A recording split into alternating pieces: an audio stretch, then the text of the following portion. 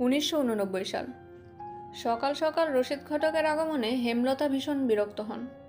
তিনি বারবার পই পই করে বলেছেন, পদ্মের বিয়ে আমি এখনই দেব না, পদ্মকে অনেক পড়াবো। তবুও রশিদ উদ্দিন প্রতি সপ্তাহে সপ্তাহে এক এক পাত্রের খোঁজ নিয়ে আসবেন।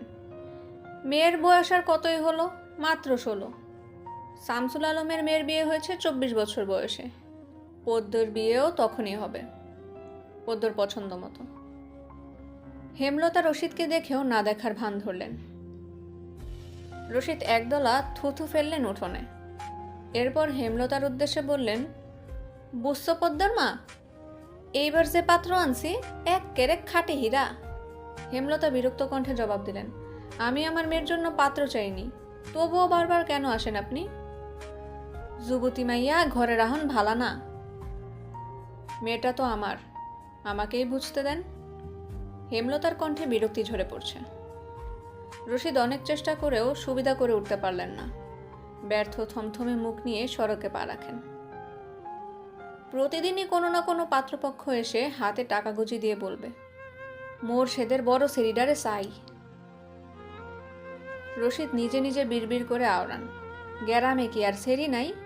একটা সেরিরেই কেন সবার চোখে পড়তে হইব? চাইলে কি সব পাউন যায়? পূর্ণা স্কুলের জামা পরে পদ্মজাকে ডাকলো, আপা, এই আপা, স্কুলে যাবি না? আপারে?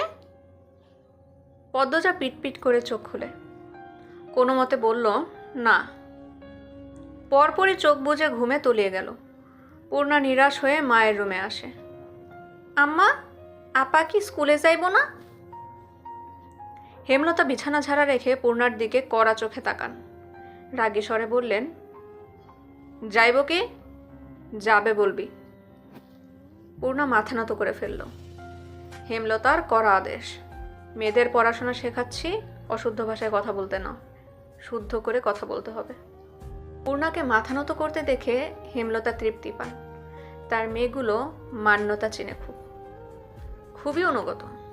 তিনি বিছানা ঝাড়তে ঝাড়তে বললেন, ও তোর শরীর ভালো না, সারা রাত পেটে ব্যথায় কাঁদছে, থাকুক, ঘুমাক। পূর্ণার কিশোরী মন বুঝে যায় পদ্মজা কিসের ব্যথায় কাঁদছিল। সে রাতে নানা বাড়ি ছিল বলে জানতো না, ভোরেই চলে এসেছে। নানা বাড়ি হেঁটে যেতে 5 মিনিট লাগে। পূর্ণাকে চুপচাপ দাঁড়িয়ে থাকতে দেখে হেমলতা বললেন, তুই যা, মাথা নিচু করে যাবি, মাথা নিচু করে আসবি। আচ্ছা আম্মা। পূর্ণা রুমে এসে আয়নার সামনে দাঁড়ালো। নিজেকে খুঁটিয়ে খুঁটিয়ে দেখল।